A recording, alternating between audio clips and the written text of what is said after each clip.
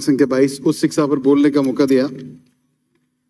मैं मेरी बात शुरू करने से पहले राज्य के मुखिया और लोकप्रिय मुख्यमंत्री जी, हमारे शिक्षा मंत्री जी और हमारे उच्च शिक्षा मंत्री जी का धन्यवाद करना चाहूँगा, जिन्होंने शिक्षा के क्षेत्र में पूरे राजस्थान में ऐसे नवाचार किए।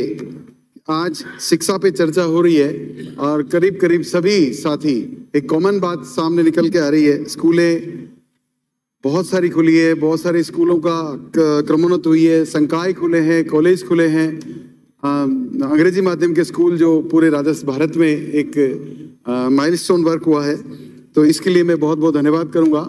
और साथ ही मैं मेरी बात की शुरुआत मेरी विधानसभा से करूंगा कि आपने मेरी विधानसभा में 2 कॉलेज दिए हैं, एक किशनगढ़ में बालिका महाविद्यालय और एक बोराड़ा में अभी पिछली पूरक बजट में रिप्लाई में माननीय मुख्यमंत्री जी ने बोराड़ा में एक कॉलेज दिया। इसके लिए मैं बहुत बहुत धन्यवाद दूंगा। और साथ ही माननीय मंत्री महोदय, आपने भी मेरे तकरीबन 50 स्कूलें क्रमोन्नत हुई है, जिसमें प्राथमिक से लेकर उच्च प्राथमिक से माध्यमिक, माध्यमिक से उच्च माध्यमिक। इसके लिए मैं सभी आप मंत्री महोदय का धन्यवाद करूंगा। मैं एक बात से शुरू करूंगा मेरी बात को। शिक्षा ऐसी होनी चाहिए जो केवल रोजी रोटी कमाना नहीं बल्कि जीवन जीना सिखाए, और ये तभी संभव होगा जब हमारी जो सरकारी स्कूलें हैं, ये सरकारी स्कूलों का स्तर अच्छा हो। करीब करीब हर सदस्य ने ये बात बोली है, स्कूलें जर्जर है, कमरे कम है, क्रमोन्नतियां हुई है, पर जैसे जैसे क्रमोन्नति हुई है उसी आधार पे स्कूलें का बढ़ गई है, कक्ष बड़े हैं, उतनी बैठने की सुविधा ही नहीं है। और अगर कोई है तो वो पुरानी स्कूलें जर्जर हो गई है। तो माननीय मंत्री महोदय, इस बात पे विशेष तौर से आप ध्यान दें और इस पे निर्णय जरूर लें। अधिकारीगण भी बैठे हैं सामने। विधायकों को रिपेयर करने का पैसा अनुमत नहीं है, तो इसको आप अनुमत करा दें, तो कम से कम विधायक उन स्कूलों की जो जर्जर हो रही है उनकी रिपेयर करा दे और बच्चे उनमें बैठ जाए, किसी तरह का हादसा नहीं हो। अभी कुशलगढ़ से आने वाली माननीय सदस्य ने कहा है कि कुछ दिन पहले उनकी स्कूल में हादसा हुआ और कैजुअलिटी होने से बच गए, तो ऐसी कोई स्थिति नहीं बने। विधायकों को आप अनुमत करा दें कि अपने विधायक फंड से वो स्कूलों की मरम्मत करा ले, ये एक बड़ा काम होगा। साथ ही अभी शाहपुरा से आने वाले मेरे साथी सदस्य ने अभी बताया था कि जिस तरह सड़कें नगर परिषद क्षेत्र में, नगर पालिका क्षेत्र में, नगर निगम में और गाँवों में 10-10 करोड़ की एक सामूहिक रूप से दी है, उसी तरह स्कूलों के इंफ्रास्ट्रक्चर को बढ़ाने के लिए भी 10 करोड़ नहीं तो 5 करोड़ रुपए प्रत्येक विधानसभा को दे दिए जाए, तो भी स्कूलों का स्तर सुधर जाएगा। हमारे राजस्थान में नहीं, पूरे भारत में गरीबी रेखा पे 80% से ज्यादा लोग गरीबी रेखा पे जीवन यापन करते हैं और उनके बच्चे सरकारी स्कूल में ही पढ़ते हैं, वो प्राइवेट स्कूल में पढ़ने नहीं जाते। आज अगर प्राइवेट स्कूल फल फूल रहे हैं तो उसका सबसे बड़ा कारण है कि हमारे सरकारी स्कूलों में सुविधाओं का अभाव है, और इसी वजह से प्राइवेट स्कूलों में लोग जा रहे हैं। जो सक्षम है वो जा रहे हैं, जो सक्षम नहीं है वो ऐसे ही सरकारी स्कूलों में पढ़ा रहे हैं। तो हमारे सरकारी स्कूलों का जो स्तर है उसको बढ़ाएं, उसको इतना अच्छा बनाएं कि हमारे बच्चे वहाँ पढ़कर अपने आप को प्राउड फील करें और उनको लगे कि सरकारें हमारी स्कूल के लिए बहुत अच्छा काम कर रही है, उनका स्वाभिमान बढ़े और इस स्वाभिमान के साथ पढ़कर वो आगे बढ़े। मैं अपनी बात की शुरुआत एक बार वापस इसी बात से कहना चाहूंगा कि गरीबी को दूर करने का अगर कोई सबसे बड़ा माध्यम है तो वो शिक्षा है। अगर बच्चे शिक्षित हो जाएंगे तो वो परिवार आगे बढ़ेगा, शिक्षित नहीं होंगे तो वो आगे नहीं बढ़ेगा। ज्यादा जिम्मेदारी सरकार की आती है कि सरकार उन स्कूलों को बहुत अच्छी तरह से विकसित करे। आज बात शिक्षा की चल रही है और मैं अगर शिक्षकों पे बात नहीं करूं तो शायद उनके साथ अन्याय भी होगा। मैं धन्यवाद दूंगा सभी शिक्षकों का।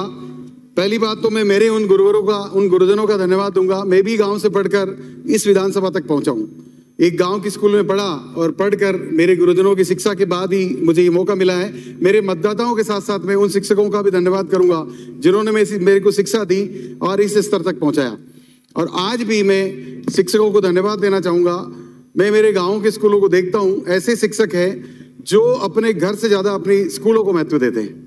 वो चाहे भीख मांग लेंगे, जाके वो भामाशाहों के पास जाएंगे, बच्चों को पढ़ाने के साथ साथ वो कोशिश करेंगे कि हमारी स्कूल में अगर सरकार से कोई सुविधा नहीं आ रही है तो मैं भामाशाहों के पास जाऊं, उनसे मैं मेरे बच्चों के लिए टीन सेट लाऊं, पीने के पानी की व्यवस्था करूं, कमरे में टाट पट्टी, दरी पट्टी, फर्नीचर या ऐसी कोई सुविधा, पंखा कुछ नहीं है तो मैं ला के लगाऊं। हजारों उदाहरण ऐसे हैं। तो आज उनका जिक्र करना नहीं करेंगे तो शायद उनके साथ अन्याय होगा, क्योंकि उन्हीं की वजह से हमारा शिक्षा का क्षेत्र आगे बढ़ रहा है।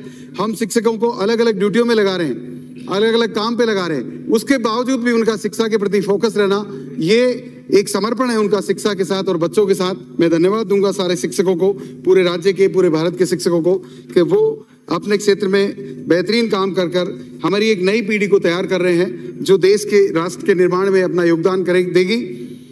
मैं माननीय मुख्यमंत्री जी का धन्यवाद करूंगा। एक बड़ा नवाचार हमारे राज्य में अंग्रेजी स्कूलों को खोलकर हमारे बच्चों का कॉन्फिडेंस बढ़ गया है। इतनी बड़ी लाइन लगी हुई है, मैं बार बार जब जब भी मुझे मौका मिलता है बोलने का, मैं ये बात कहता हूं, एक बड़ा नवाचार है जो अपने आप में इतिहास बन गया। अंग्रेजी माध्यम के स्कूल खुलने से बच्चों का कॉन्फिडेंस डेवलप हुआ है और उनके पेरेंट्स भी एक बड़ा प्राउड फील करने लगे। स्कूलों में भेजकर वो हमारे से सिफारिश मांगते हैं, लेकिन सिस्टम ही नहीं है सिफारिश का। आपने सिस्टम इतना बढ़िया कर दिया है कि लॉटरी के बाद ही, लॉटरी में अगर नंबर आएगा तो ही उसका एडमिशन होगा। ये एक ऐसी पारदर्शिता है जिससे कोई भी किसी तरह का आरोप नहीं लगा सकता और इसको बनाए रखा जाए। लॉटरी से ही बच्चों का एडमिशन हो ताकि बच्चों को ये नहीं लगे कि हम किसी सिफारिश से यहाँ आ गए या सिफारिश की वजह से हम आ जाएंगे। तो मैं इस नवाचार के लिए माननीय मुख्यमंत्री जी का धन्यवाद करूंगा। आज मैं इस सदन में खुले मन से शिक्षक जगत को धन्यवाद देना चाहूंगा। सारा समाज शिक्षक जगत का ऋणी है और शिक्षक कम संसाधनों में भी अपनी शिक्षण स्कूल को चला रहे हैं। माननीय मंत्री महोदय नहीं है, मैं मंत्री महोदय आपसे आग्रह करूंगा, इस बात को जरूर नोट कर लें। मेरे विधानसभा में एक राष्ट्रीय राजमार्ग संख्या 79 पर एक स्कूल था जिसका विस्तारीकरण हुआ 79 का, और उस विस्तारीकरण में 13 कमरों को तोड़ दिया गया। उन 13 कमरों को तोड़ा, लेकिन उसका जो पैसा है 70 लाख रुपया, वो 70 लाख रुपए स्कूल को मिल गया। पर वो 70 लाख रुपए स्कूल के फंड में एफडी के रूप में जमा है। अगर वो 70 लाख रुपए की अनुमति फाइनेंस से मिल जाए तो वहाँ वो कमरे बन जाएंगे। बच्चे बहुत बुरी स्थिति में है, मैं कितने भी कमरे दे सकता हूँ पर वो कम पड़ेंगे। जहाँ 13 कमरे टूट गए हो, आप अंदाजा लगा लीजिए वो स्कूल बचा ही नहीं। इसलिए ये 70 लाख रुपए के लिए विशेष तौर से मंत्री महोदय यहाँ से पत्र चला जाए फाइनेंस में, तो वो पैसा स्कूल को मिल जाए और उनसे वो कमरों का निर्माण हो जाए ताकि बच्चे आराम से पढ़ सके। हम लगातार कोशिश करते हैं कि स्कूलों में टीन सेट की व्यवस्था हो ताकि प्रार्थना स्थल अच्छे बने। मैं हर स्कूल में देने का प्रयास कर रहा हूँ। और मैं एक आग्रह और करूंगा, जिस तरह अभी करीब करीब सभी सदस्यों ने एक बात बोली है, कॉमन सी बात है, खेल के मैदान की एक 4 दीवारी और स्कूल की 4 दीवारी। जिस तरह खेल के मैदान की 4 दीवारी आप नरेगा में अनुमत कर रहे हैं, उसी तरह स्कूल के मैदानों की, स्कूल की 4 दीवारी को भी अगर नरेगा में अनुमत कर दें तो वो भी बनना शुरू हो जाएंगी और एक बहुत बड़ी समस्या से निजात मिल जाएगी। प्राय देखा जाता है गाँव में अतिक्रमण बढ़ रहा है और लोगों की नज़र ऐसी खाली पड़ी जमीनों पे होती है, वो नहीं छोड़ते शमशान को भी, वहाँ नहीं छोड़ा जाता खेल मैदानों को भी, वहाँ चरागाहों पे अतिक्रमण कर लिया जाता है। तो मैं चाहता हूँ कि खेल मैदानों के निर्माण तो हो रहे हैं 4 दीवारी के नरेगा से, पर स्कूल के खेल मैदान, स्कूल के मैदानों का भी, स्कूल की 4 दीवारी का भी निर्माण नरेगा से हो जाए तो शायद ये बहुत अच्छी व्यवस्था होगी। कमरों का कक्षा निर्माण डीएमएफटी फंड से हो, प्राथमिकता उसमें दी जाए ताकि हमारे स्कूलों की शिक्षा का स्तर बढ़े, हमारे स्कूल के भवन अच्छे हो तो ज़्यादा से ज़्यादा बच्चे वहाँ जाने का प्रयास करेंगे, पेरेंट्स भी वहाँ भेजेंगे और बच्चों को अच्छी शिक्षा के साथ साथ अच्छा माहौल मिलेगा। मैं मेरी विधानसभा की अपनी बात को कह के अपनी ख़त्म करूँगा। पहले कुछ स्कूलें मर्ज हो गई थी, मैं भी उसी बात में अपनी बात को जोड़ते हुए कहना चाहूँगा, कम से कम 2 स्कूलें ऐसी है जो अनिवार्य रूप से खुलनी ही चाहिए वापस। एक मेरे शहरी क्षेत्र की स्कूल है जो मर्ज कर दी गई, बजरंग कॉलोनी। पहले बजरंग कॉलोनी ग्रामीण क्षेत्र में थी, पेराफेरी एरिया में थी, अब वो नगर परिषद में शामिल हो गई है। बजरंग कॉलोनी के लिए मैंने पत्राचार भी किया है और मैं वहाँ पे 150 बच्चों ने अपनी सहमति दे दी है। पहले नामांकन के अभाव में वो स्कूल बंद हो गया था, अब कम से कम 150 बच्चे हैं जो पढ़ना चाह रहे हैं। स्थिति ऐसी है कि वो कॉलोनी नेशनल हाईवे 8 को क्रॉस करके वो बच्चे आते हैं। आप अंदाज लगा लीजिए, छोटे छोटे बच्चे पहले नेशनल हाईवे को क्रॉस करेंगे, फिर रेलवे लाइन को क्रॉस करेंगे, उसके बाद वो स्कूल में जाएंगे। पता नहीं कितनी दुर्घटनाएं हुई है, कितने एक्सीडेंट हुए हैं जिनमें उनके माता पिता या वो उनकी मृत्यु हो गई है। तो मैं आपसे आग्रह करता हूं बहुत विनम्रता के साथ, इस बात पर ध्यान दें कि बजरंग कॉलोनी का एक स्कूल जो मर्ज हो गया है उसको पुनः डीमर्ज कर दिया जाए। वहां पे अगर भवन की कोई दिक्कत हुई तो मैं भामाशाह को तैयार कर लूंगा, मेरे विधायक फंड से लगा दूंगा, पर वहाँ स्कूल चालू हो जाए। आप सहमति दे दीजिए, बाकी काम हम सब अपने आप कर लेंगे। हमारा क्षेत्र औद्योगिक क्षेत्र है, बहुत सारे भामाशाह ऐसे तैयार हैं जिनसे मैं स्कूल के कमरे बनवा कर एक बार स्कूल को चालू करवा सकता हूँ। इसी तरह एक ग्रामीण क्षेत्र का पूर्व प्राथमिक विद्यालय डोरिया जो जीरोदा पंचायत में आता है, उसमें 2017 में यहाँ से शिक्षकों को हटा दिया था क्योंकि यहाँ पे बच्चों नामांकन का अभाव था, पर यूडाइस कोड आज भी वही है। परंतु इस विद्यालय की एनआईसी आईडी व पासवर्ड साला दर्पण पोर्टल पर दर्शा नहीं रहा है, इसलिए विद्यार्थियों का दाखिला वापस नहीं हो पा रहा है। तो मैं माननीय मंत्री महोदय से आग्रह करूंगा कि वहां भी 100 से अधिक अभिभावक अपने बच्चों को पढ़ाने के लिए तैयार हैं, तो इसको पुनः संचालित करने के लिए इसका एनआईसी कोड साला दर्पण पोर्टल पे चालू कर दिया जाए ताकि वहां पे नामांकन स्टार्ट हो जाए। बहुत छोटा सा काम है और इस काम को मैं समझता हूँ इस बजट सत्र के साथ साथ ये पूरा हो जाना चाहिए। विद्यालयों में शिक्षकों की कमी आम बात है। मैं उम्मीद करूंगा कि बहुत जल्दी शिक्षकों की कमी पूरी होगी, जिससे बच्चों को उच्च शिक्षा मिले, शिक्षा गुणवत्तापूर्ण मिले और वो ये नहीं समझे कि यहाँ शिक्षकों के अभाव में हमें प्राइवेट स्कूल में जाना पड़े। 1 मिनट में खत्म कर रहा हूँ सर। मैं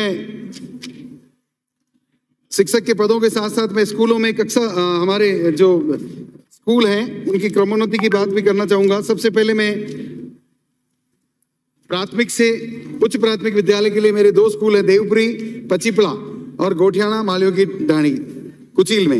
इनको प्राथमिक से उच्च प्राथमिक में क्रमोन्नत किया जाए। उच्च प्राथमिक से उच्च माध्यमिक विद्यालय में क्रमोन्नति के संबंध में आपने राजकीय उच्च प्राथमिक विद्यालय खंडाच ग्राम पंचायत डीडवाड़ा सबसे पहली प्राथमिकता खंडाच को दी जाए, क्योंकि यहाँ पे पूरी बिल्डिंग जमीन के साथ पूरी बिल्डिंग बनाने के लिए आर के मार्बल चैरिटेबल ट्रस्ट ने सहमति दे दी है। वो पूरी बिल्डिंग अपनी जमीन पे बनाने को तैयार है, इसलिए इस स्कूल को राजकीय उच्च प्राथमिक विद्यालय खंडाच को उच्च माध्यमिक विद्यालय में क्रमोन्नत किया जाए। गुजरवाड़ा जोगियान ग्राम पंचायत बामुड़ाव की डांग चीताखेड़ा जी, बस 1 मिनट में कर रहा हूँ सर। मैं कॉलेज के लिए एक बात अपनी बात कहना चाहूँगा। मैं धन्यवाद के साथ मंत्री जी को ये धन्यवाद देना चाहूँगा कि आपने मुझे 2 कॉलेज दे दिए। एक कॉलेज स्टार्ट हो गया है पिछले साल ही, महिला कॉलेज हमारे किशनगढ़ का गर्ल्स कॉलेज, और अभी बोराड़ा माननीय मुख्यमंत्री जी ने भी दिया है। गर्ल्स कॉलेज की बिल्डिंग का निर्माण भी हो रहा है, पर वहाँ पे कुछ कमियाँ हैं। मैं उन कमियों को आपसे निवेदन करना चाहूँगा। राजकीय कन्या महाविद्यालय किशनगढ़ के प्राचार्य, पीटीआई, पुस्तकालय अध्यक्ष, कार्यालय लिपिक और लेखाधिकारी का एक पद स्वीकृत है, किंतु ये सारे पद रिक्त हैं। अब इनको नियुक्ति दी जाए, क्योंकि अगले साल एक सेशन और 1 क्लास बढ़ जाएगी, सेकेंड ईयर स्टार्ट हो जाएगा। छात्राओं के लिए राजनीतिक विज्ञान और समाजशास्त्र और चित्रकला के अतिरिक्त विषय खोले जाए, जिससे छात्राओं की मांग पूरी हो सके। भूगोल विषय, गृह विज्ञान विषय के प्रायोगिक सामान क्रय करने के लिए बजट में प्रावधान किया जाए, जिससे हमारी बेटियों को पढ़ने के लिए सुविधाएं मिल सके। हमारा अराई कॉलेज बहुत समय से चल रहा है, पिछले 5 साल से कॉलेज चल रहा है, लेकिन अभी तक भी अराई कॉलेज के छात्र परीक्षा देने के लिए किशनगढ़ आते हैं। तो अराई को परीक्षा सेंटर बनाया जाए ताकि कॉलेज खोलने का सार्थकता हो सके। जब कॉलेज वहाँ खुल गया, शिक्षा वहाँ हो रही है, सब कुछ वहाँ हो रहा है, लेकिन एग्जाम देने के लिए अगर अराई से किशनगढ़ आना पड़ा तो वहाँ कॉलेज खोलना भी मेरे को लगता है कि ठीक नहीं है। राजकीय महाविद्यालय किशनगढ़ में छात्रों की मांग को देखते हुए एमएससी गणित और एमएससी बॉटनी विषय खोले जाने की आवश्यकता है। माननीय अध्यक्ष सभापति महोदय, आपने मुझे बोलने का अवसर दिया, बहुत बहुत धन्यवाद। Thank you. माननीय सभापति महोदय, आपने मांग संख्या 20, 21, 22 पर मुझे बोलने का मौका दिया, इसलिए बहुत बहुत धन्यवाद। मैं सबसे